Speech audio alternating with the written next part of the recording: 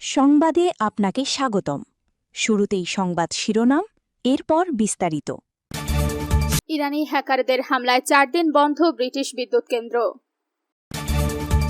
যুক্তরাষ্ট্রের সঙ্গে আলোচনায় কোনো ছাড় নয়, পেজেশকিয়ান। মিয়ানমারে বৌদ্ধ বিহারে বিমান হামলায় নিহত 14। সৌদিতে এক সপ্তাহে 14,000 অবৈধ অভিবাসী গ্রেফতার। দর্শক, এতক্ষণ শুনছিলেন সংবাদ শিরোনাম। এখন বিস্তারিত। আপনি যদি মুসলিমদের পাশে থাকতে চান তাহলে ভিডিওতে লাইক করে চ্যানেলটি অবশ্যই সাবস্ক্রাইব করে দিবেন। এখন বিস্তারিত। ইরানি হ্যাকারদের হামলায় 4 দিন বন্ধ ব্রিটিশ বিদ্যুৎ কেন্দ্র। ইরান সংশ্লিষ্ট হ্যাকারদের সাইবার হামলায় যুক্তরাজ্যের একটি বিদ্যুৎ কেন্দ্র 4 দিন পুরোপুরি বন্ধ ছিল বলে জানিয়েছে ব্রিটিশ সংবাদ মাধ্যম দ্য টেলিগ্রাফ। এটিকে যুক্তরাজ্যের বিদ্যুৎ কেন্দ্রে ইরান সংশ্লিষ্ট হ্যাকারদের প্রথম সফল সাইবার হামলা বলে মনে করা হচ্ছে। প্রতিবেদন অনুযায়ী হামলাটি গত মাসে চালানো হয়। হামলার পর বিদ্যুৎ কেন্দ্রটি সম্পূর্ণ বন্ধ হয়ে যায়। পরে কর্মীরা টানা কাজ করে সেটির কার্যক্রম পুনরায় চালু করেন। নিরাপত্তার কারণে ব্রিটিশ কর্তৃপক্ষ বিদ্যুৎ কেন্দ্রটির নাম প্রকাশ করেনি। হামলার শিকার বিদ্যুৎ কেন্দ্রটি তুলনামূলক ছোট হওয়ার 4 দিন বন্ধ থাকলেও ব্রিটেনের সামগ্রিক বিদ্যুৎ উৎপাদন বা সরবরাহ ব্যবস্থায় বড় কোনো প্রভাব পড়েনি।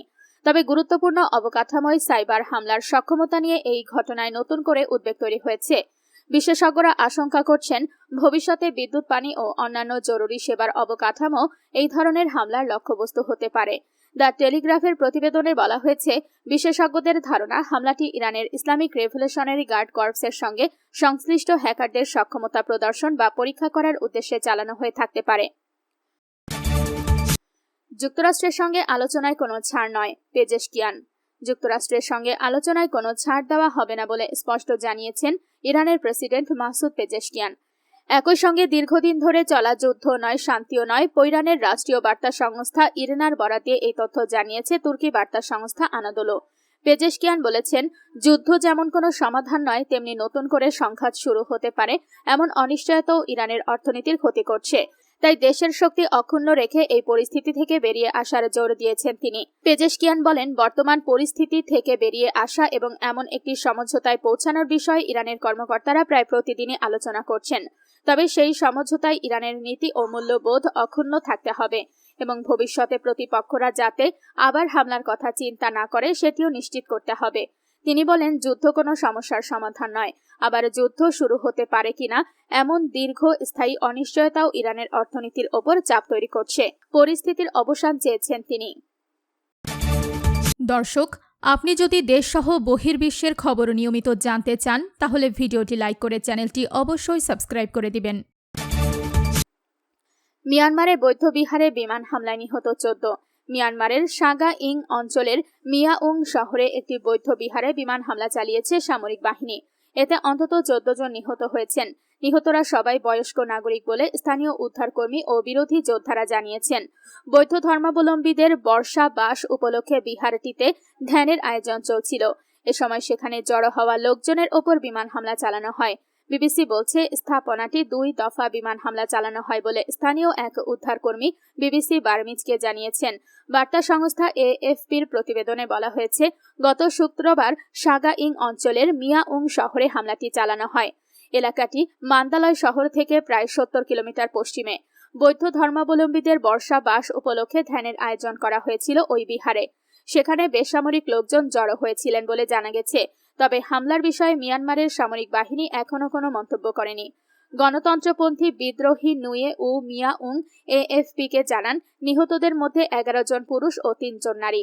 তাদের মধ্যে 5 জন একই গ্রামের বাসিন্দা, বাকি 9 জন পাশের একটি শহরের বাসিন্দা। নুয়ে উ মিয়াউং বলেন, বয়স্ক লোকজন ধ্যান কেন্দ্রগুলোতে গিয়েছিলেন। নিহতদের বয়স 50 থেকে 70 বছরের মধ্যে বলেও জানান তিনি। খবর বিবিসির। সৌদিতে এক সপ্তাহে 14,000 অবৈধ অভিবাসী গ্রেফতার। সৌদি আরবের বিভিন্ন অঞ্চলে আবাসন, শ্রম ও সীমান্ত নিরাপত্তা আইন লঙ্ঘনকারীদের বিরুদ্ধে অভিযান চালাচ্ছে দেশটির কর্তৃপক্ষ।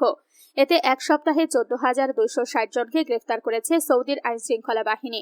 সৌদি স্বরাষ্ট্র মন্ত্রণালয়ের তথ্য অনুযায়ী 13 থেকে 19 আগস্ট পর্যন্ত চালানো অভিযানে গ্রেফতারকৃতদের মধ্যে 6,900 জন আবাসন আইন, 3,982 জন সীমান্ত নিরাপত্তা বিধি এবং 3,378 জন শ্রম আইন লঙ্ঘনকারী।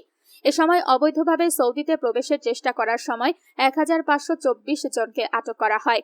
তাদের মধ্যে 63% ইথিওপীয়, 36% ইয়েমেনি এবং 1% অন্যান্য দেশের নাগরিক। এছাড়া অবৈধভাবে সৌদি আরব ছাড়ার চেষ্টা করায় আরও 38 জনকে আটক করা হয়েছে।